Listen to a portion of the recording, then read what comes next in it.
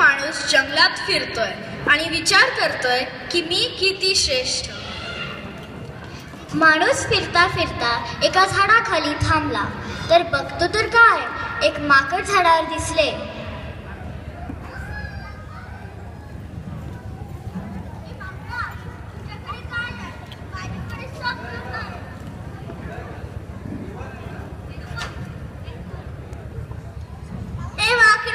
तुझ्याकडे काय आहे?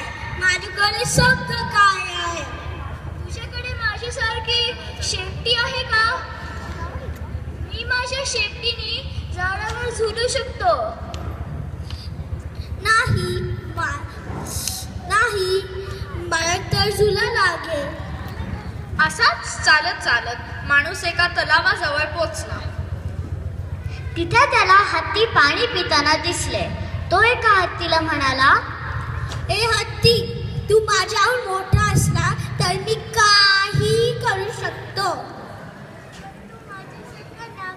पाणी पिऊ शकतो का?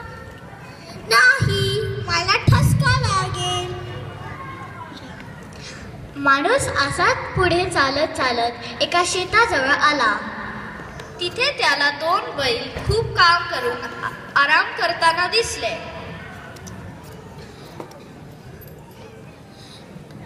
बैलोबा, काय दिवसभर तुम्ही एवढं काम करत असला तरी तुमच्याकडे काही नाही. माझ्याकडे सगळं काय आहे.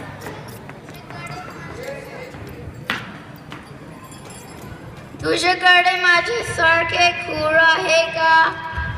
सिंहाने मी खड्डा खणू शकतो, तू खणू शकतो का? नाही, मला तर कूलर लागेल. पुढे माणूस एका जंगलात येतो.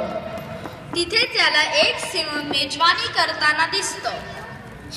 ए सिंहा, तू एवढा शक्तिशाली, पण मी तुला सर्कशी नाचवतो. तुझ्याकडे असं काय आहे जे माझ्याकडे नाही? मला ते खरं, पण तुझ्याकडे असे पंजे आहे का?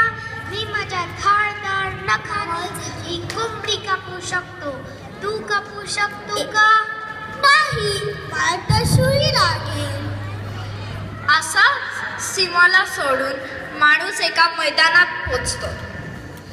तिथे त्याला एक मस्त झेब्रा दिसतो. ए झेब्रा, तुझ्या अंगावर मस्त काळे पांढरे पट्टे, तरी मी तसे कपडे घालू शकतो. तुझ्याकडे असं काय आहे जे माझ्याकडे नाही?